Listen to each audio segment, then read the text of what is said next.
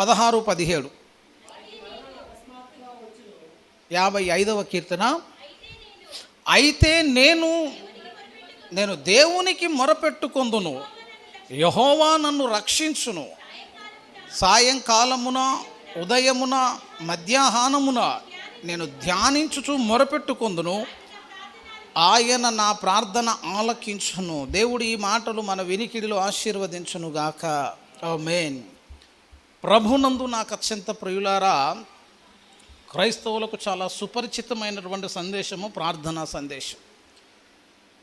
ఎంత సుపరిచితమో అంత దూరమైనటువంటి సందేశం కూడా ప్రార్థనా సందేశమే. ప్రార్థన అనగానే మాకు తెలుసు అన్నట్టు అనిపించింది, కానీ మళ్ళీ ప్రార్థన చేయాలంటే మాత్రం మనకి మనసు రాదు.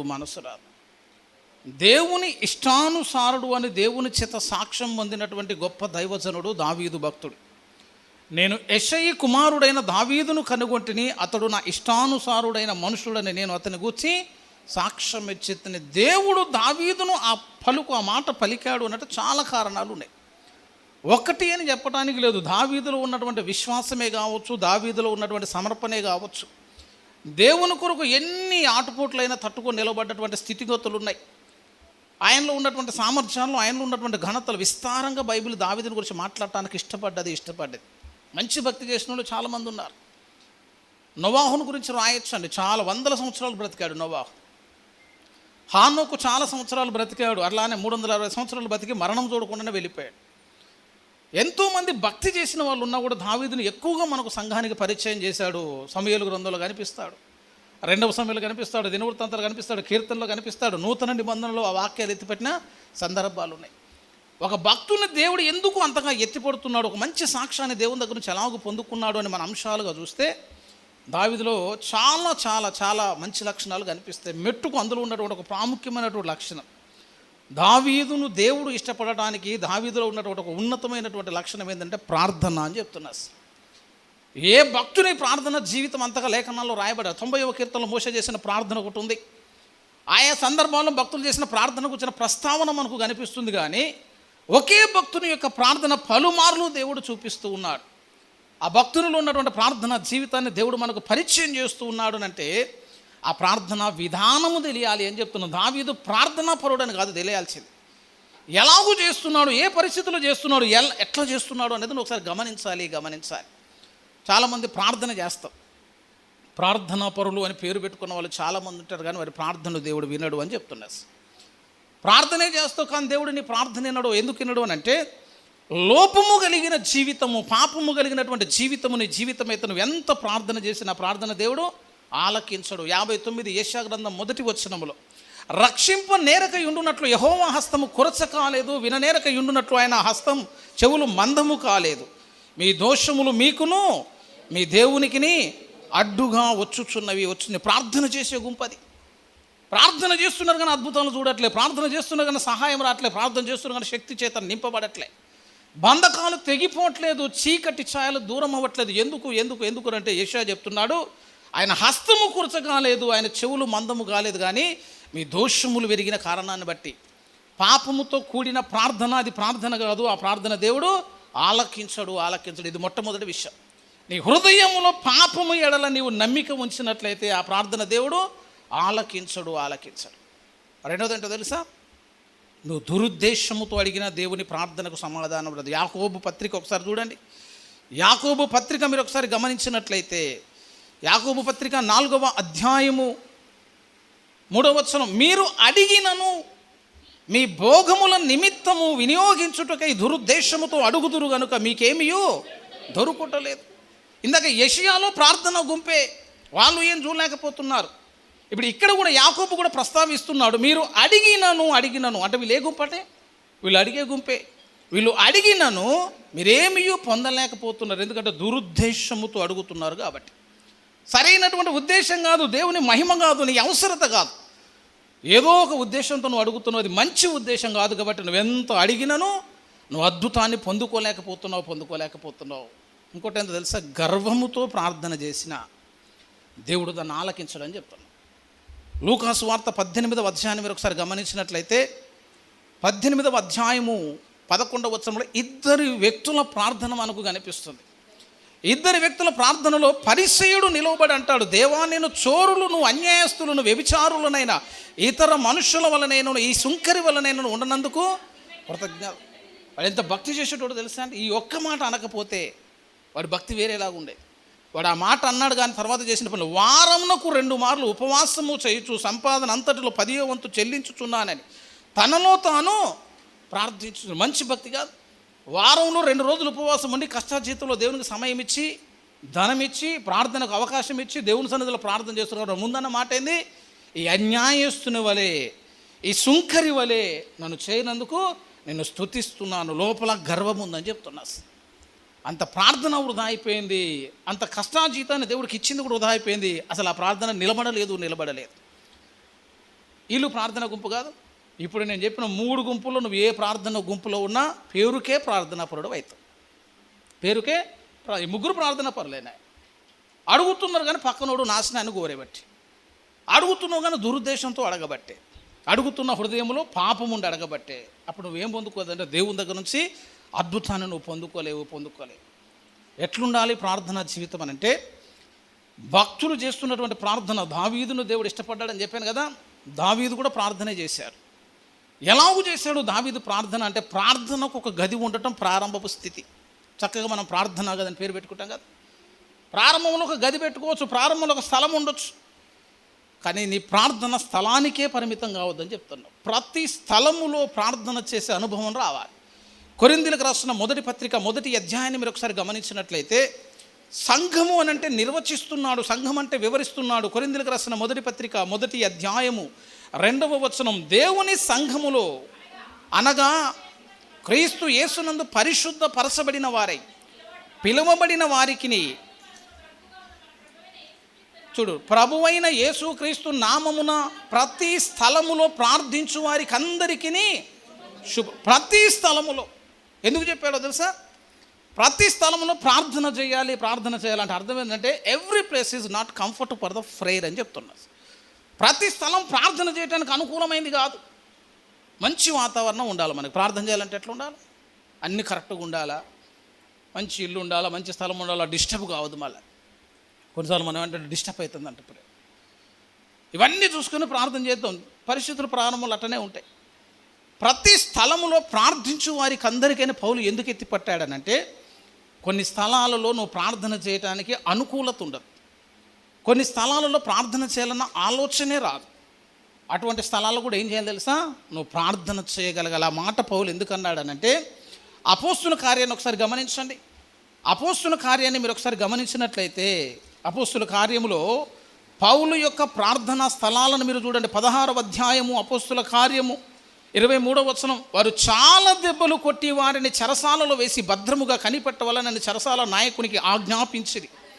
అట్టి ఆజ్ఞను పొంది వారిని లోపలి చెరసాలలోనికి త్రోసి వారి కాళ్ళకు బోండాలు వేసి బిగించను. వీపంత బెత్తపు దెబ్బలు, చేతులకు కాళ్ళకు బోండాలు బిగించబడ్డాయి. ఉన్నది చెరసాల, మధ్యరాత్రి వేళ. ప్రార్థన చేస్తారా అండి? అది ప్రార్థన చేసే చోటేనా అని అడుగుతున్నా. ప్రతి స్థలంలో ప్రార్థన చేయమన్నాం కదా. ఆ చెరసాలలో మధ్యరాత్రి వేళ ఏంటంటే చాలా దెబ్బలు కొట్టి వారిని చెరసాలలో వేశారు. చేతులకు కాళ్ళకు బోండాలు బిగించారు. అసలు దేవుని స్తుతి నోట్లో వచ్చే అవకాశం లేదు. అట్లాంటి స్థితిలో మధ్యరాత్రి వేళ పౌలు శీలను దేవునికి ప్రార్థించుచు కీర్తనలను, అది ప్లేసా? ప్రతి స్థలం అని చెప్పిన నీకు అన్యాయం జరిగింది. అక్కడ నువ్వు చెయ్యని దోషానికి చెరసాలకు వచ్చినావు. దేవుడు దెబ్బలు కొట్టించాడు. నీకు విరోధంగా రూపించమని ఆయుధం వర్ధిల్లదని వాగ్దానం చేసాడు, ఆపలే. చాలా దెబ్బలు తిన్నారు, చెరసాల్లో వేశారు. మధ్యరాత్రి అయిపోయింది, ఖైదీల మధ్య నిలవబడ్డావు. ఆ ప్లేసులు మనం అలిగిపోతాం అన్నమాట. ఇక నేను ఎందుకు ప్రార్థన చేయాలి? నేను ఏం చేసినా దేవుడు ఇక్కడ దాకా తెచ్చాను, నన్ను తప్పించొద్దు. నేను ముట్టినవాడు, నా కనుగుడ్డును ముట్టినవాడు అని వాగ్దానం ఏమైపోతుందని మనం అంతా గుర్తు చేసుకుంటాం. కానీ పౌలు ఎన్ని మర్చిపోయి ఏం చేసింది తెలుసా? అది ఏ స్థలమైనా కానీ అది నాకు ప్రార్థనా స్థలం అని నమ్మి ఆ చెరసాలలో మధ్యరాత్రి వేళ పౌలు ప్రార్థన చేసి అప్పుడు కీర్తనలు అంటాడు, ప్రతి స్థలములో నీవు ప్రార్థన చేయగలగాలి. అది సింహాల బోనైనా ప్రార్థన చేయగాలి, మండుచున్న అగ్నిగుండమైన ప్రార్థన చేయగలగాలి, అది ఆసుపత్రి అయినా ప్రార్థన చేయాలి. ప్రతి స్థలము ఆ స్థలంలో ప్రార్థనకు అవకాశం ఉండే పరిస్థితే ఉండదు. నీకు మనస్సు రాదు, పరిస్థితులు అనుకూలంగా ఉండవు. కానీ ఎవ్రీ ప్లేస్ కూడా కంఫర్ట్ అయిపోవాలని, ప్రార్థనకు కంఫర్ట్ అయిపోవాలి. భక్సింగ్ గారు ఎక్కడ చేస్తాడో తెలుసా? ప్రయాణాలు చేసేటప్పుడు మంచిగా బెర్త్ వేసుకొని ఒక చిన్నది పట్ట ఏదైనా పరుచుకొని ఆడ మంచిగా మోకాలు వేసి చేతులు ఎత్తి ప్రార్థన చేస్తాడట. పక్కన వాళ్ళు ఫీల్ గారు, పక్కన వాళ్ళు ఫీల్ అవుతారు. దిగొచ్చిండయ్యా భక్తుడు అనుకుంటారు. వాళ్ళు అన్నీ అనుకుంటారని భక్సింగ్ గారికి తెలియదంటే తెలుసు. వీళ్ళు అనుకున్నది బాగానే వింటున్నావు, వీళ్ళు బాధపడతారు అంటున్నావు, కానీ నేను ప్రార్థన చెబితే దేవుడు బాధపడతాడని అంటాడు ఆయన. వీడు బాధపడ్డా నాకు నిత్య జీవం ఇచ్చేటోడు కాదు, వీడు బాధపడ్డా నాకు కొరిగే నష్టమే లేదు, కానీ నా కొరకు ప్రాణం పెట్టిన క్రీస్తు బాధపడొద్దు అని చెప్పి అది ఎక్కడైనా ఉండాలి అంతే. ఆడ మోకరించి ప్రార్థన చేసుడే ప్రార్థన చేస్తారు. కొంతమంది సిగ్గుపడతారు. ఆసుపత్రికి పోయిన మనకు అందరూ ఉంటారు, బోర్న ఏడవాలనిపించింది. గుండెల నిండా సమస్య వచ్చినప్పుడు కొంతమంది మంచిగా అక్కడే లేచి ప్రార్థన చేసేటోళ్ళు ఉన్నారు, కొంతమంది నడి రోడ్డు మీద ప్రార్థన చేసేటోళ్ళు ఉన్నారు. భక్తులు అట్లా ఉంటారని చెప్తున్నాయి. ఎవ్రీ ప్లేస్, ప్రతి స్థలము కూడా ఎట్లుండాలా, ప్రార్థించేటువంటి స్థలములాగా మార్చబడాలి. మధ్యరాత్రి వేళ చెరసానలో ప్రార్థన చేశారు. భక్తులను చూడండి. ఇక రిచర్డ్ ఉమ్రాడ్ గారు అన్ని సంవత్సరాలు కమ్యూనిస్టు చెరసాలు మగ్గిపోయింది. అసలు చీకటి గదులు, అనుకూలమైనటువంటి వసతి గది అక్కడే 1, 2 అక్కడే చీకటి గది, తినడానికి తిండి ఉండదు, అక్కడే బొద్దింకలు తిరుగుతాయి, అక్కడ ఎలకలు తిరుగుతాయి, అక్కడ రోగాలు వచ్చినాయి, టీబీ అంటుకుంది. అయినా కూడా వాళ్ళు మోకరించగానే దేవుని ప్రసన్నత దిగి వచ్చేది అక్కడ. అసలు జాన్ బన్యన్ గారు 12 సంవత్సరాల చెరసాల జీవితం, చెరసాల గదులనే ప్రార్థనా గదులాగా వాళ్ళు మార్చుకోగలిగారు. దేవుడు అక్కడికి దిగొచ్చిన సందర్భాలు వచ్చినాయని చెప్తున్నారు. అసలు డేవిడ్ బ్రైనార్డ్ గారు మంచు ప్రాంతాల్లో మోకరించి ప్రార్థన చేస్తే చెమట పట్టేదట. చెమట కూడా ఏమైపోతుందో తెలుసా, మెల్ట్ అయిపోయి అది మంచులాగా అయిపోయేదట. అట్లట్లా ప్రార్థన చేస్తున్నావు. క్రూర మృగాలు తిరిగేటువంటి అరణ్యాలకు పోయి ప్రార్థన చేశారు. దేవదాస్ గారు సూది కొండ మీదకి ఎక్కి ప్రార్థన చేసేవారు. భక్సింగ్ గారు పల్లవరపు కొండ మీదకి ఎక్కి ప్రార్థన చేసేవాళ్ళు, అరణ్యానికి వెళ్ళి ప్రార్థన చేసేవాళ్ళు.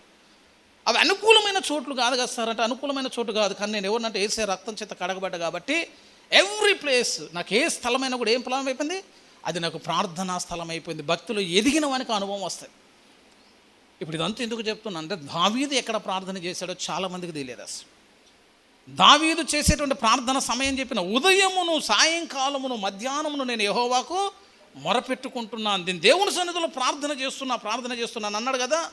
అసలు దావీదు యొక్క ప్రార్థన జీవిత విధానం ఎట్లుంటుంది ఇప్పుడు ఒక్కసారి మీరు గమనించండి. కీర్తనల గ్రంథాన్ని గమనిస్తే, ఎప్పుడైనా నీకు అద్భుతం జరిగినప్పుడు దేవునికి ప్రార్థన చేయొచ్చు, సమస్యలో ఉన్నప్పుడు ప్రార్థన చేయొచ్చు, సమస్య తొలగిపోయినాక ప్రార్థన చేయొచ్చు. దావీదు ఎట్లా చేస్తున్నా తెలుసా? దావీదు యొక్క ప్రార్థనా విధానాన్ని ఒకసారి మీరు గమనించండి. 57వ అధ్యాయాన్ని ఒకసారి చూడండి. 57వ అధ్యాయంలో పైన చిన్న ఫాంటుతో కొన్ని మాటలు ఉన్నాయి కదా, ఆ మాటలు చూడండి. అల్తషేతు అను రాగము మీద పాడదగినది, గుహలో దావీదు సౌలు యుద్ధ నుండి పారిపోయినప్పుడు అతడు రచించినది అనుపద గీతం. పారిపోయిండు. ఇప్పుడు ప్రమాదం ఏమైపోయింది? ప్రమాదము తప్పిపోయింది. పారిపోయినట్టు ఇప్పుడు ప్రమాదం ఉన్నట్ట. అందరూ చుట్టుముట్టారు, కానీ సౌలు యుద్ధ నుండి పారిపోయాడు. ఆ పారిపోయిన తర్వాత, రక్షించబడ్డ తర్వాత, సేఫ్ ప్లేస్లోకి వెళ్ళిపోయిన తర్వాత, అప్పుడు దావీదు 57:2 అంటాడు, మహోన్నతుడైన దేవునికి నా కార్యము సఫలము చేయు దేవునికి నేను మొరపెట్టుచున్న నా మాట అనగలిగా. అయిపోయింది కాబట్టి, మొత్తం సమస్య చెదిరిపోయింది కాబట్టి ఆ ప్రార్థన చేస్తున్నాడు కదా. ఇంకెప్పుడు చేసిండో తెలుసా? 59 ఒకసారి పై మాటలు చూడండి. ఇప్పుడు అల్తషేతు అను రాగము మీద పాడదగినది, దావీదును చంపుటకు సౌలు పంపిన వారు ఇంటి యొద్ద పొంచి ఉన్నప్పుడు అతడు రచించిన అనుపద గీతం. ఇప్పుడు ఎక్కడ ఉన్నాడు? శత్రువులు ఇంటి చుట్టూరే ఉన్నారట. మరి ఇంటి చుట్టూ ఉన్నప్పుడు నువ్వేం చేస్తున్నావు దావీదు లోపల అంటే, వాళ్ళు ఇంటి చుట్టూ ఈయన ఎక్కడ ఉన్నాడట?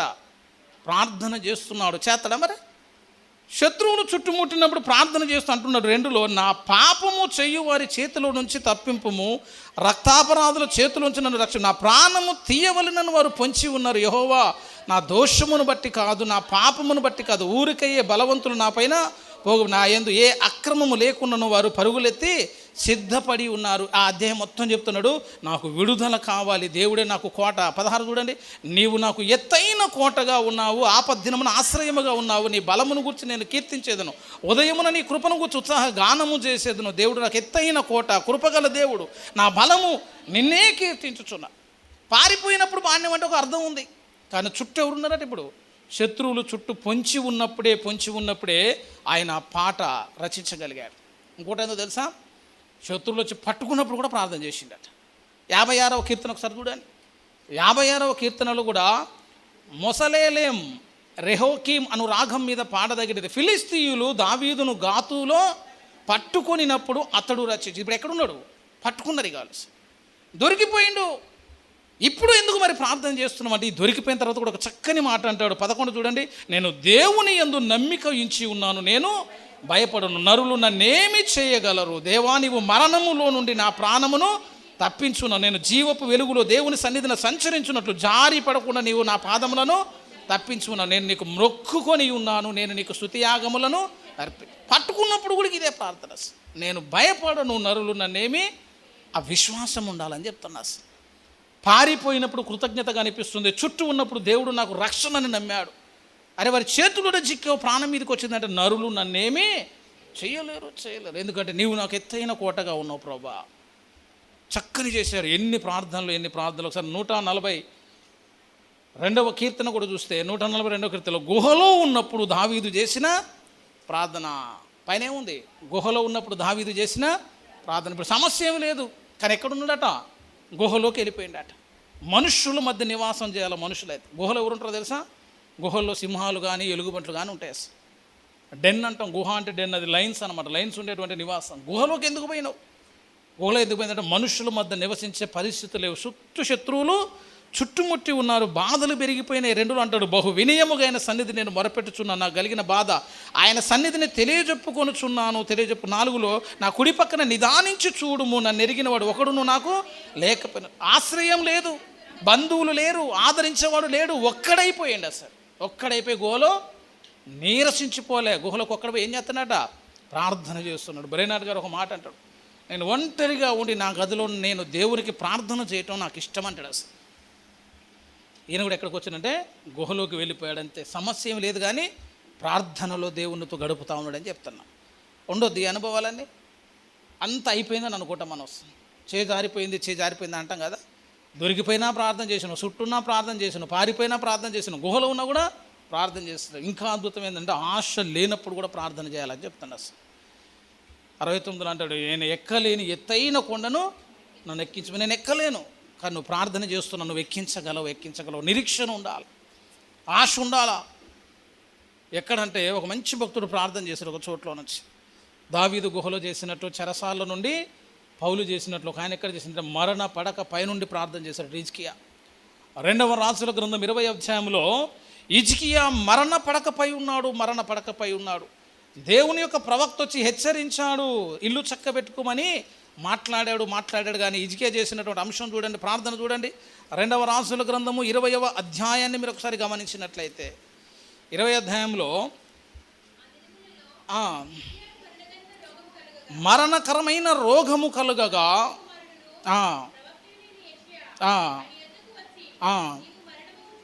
అవును,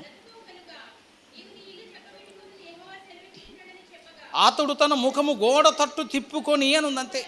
కన్నీళ్లు గాచి ప్రార్థన చేశాడు, అది దేవుడు చూసిందట అంతే. మరణ పడకైనా కానీ ఏమైపోయింది హిజ్కియాకు? ప్రార్థన గది అయింది. ఇప్పుడు నీకేం కావాలంటే మాకు అనుకూలమైన చోటు కావాలంటవి కదా. ఇంత జరిగినా కొద్దిగా డిస్టర్బ్ లేకుండా, ఎవడు చికాకు పెట్టకుండా, మంచిగా ఏదన్నా మంచి చోటు దొరికితే అడిగి పోయి ప్రార్థన చేస్తూ ఉంటాం. వీళ్ళందరూ ఆనే చేశారని. అసలు మరణ పడకపోయిన తర్వాత ఆశ ఎక్కడిది? ప్రవక్త వచ్చి గద్దించిండుగా, హెచ్చరించును, నీవు మరణం అవుదువు కనుక నీ ఇల్లు చక్కబెట్టుకు. ఇప్పుడు ఆశ ఉన్నట్ట, ఇంకా దేవుని యొక్క వాగ్దానం వచ్చేసింది, దేవుడు మాట పలికేశాడు అంతే. హిజ్కియా నువ్వు చచ్చిపోతావు అంతే, నీ ఇల్లు చక్కబెట్టుకో, నీకు మరణకరమైన రోగం వచ్చింది, నువ్వు చచ్చిపోతావు.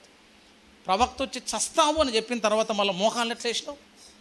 ప్రార్థన చేయాలని ఆలోచన ఎట్లా వచ్చింది అంటే, ఏ దేవుడైతే చస్తావు అని చెప్పాడు మళ్ళీ ఆయనే నన్ను బ్రతికించగలడన్న ఫెయిత్ ఉందని చెప్తున్నావు. అది హిజ్కియాకు ఎంత సంవత్సరాలు ఆయుసు వచ్చింది, మాకెందుకంటే నీకు ఇయ్యడు, ఎందుకంటే నువ్వు నమ్మితే కదా.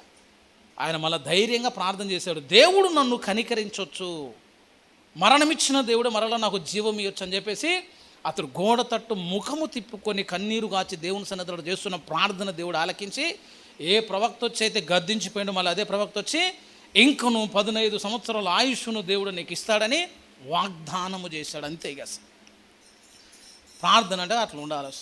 ప్రార్థన చేస్తే ఆ పద్ధతిలో చేయాలి. కానీ కొంతమంది పారంపర్య ఆచారంలాగా చేస్తారు, ఏదో మొక్కుబడికి. ఎవరికి కావాలి అది? దాంతో పెద్ద ఒరిగేది కూడా ఏముండదు.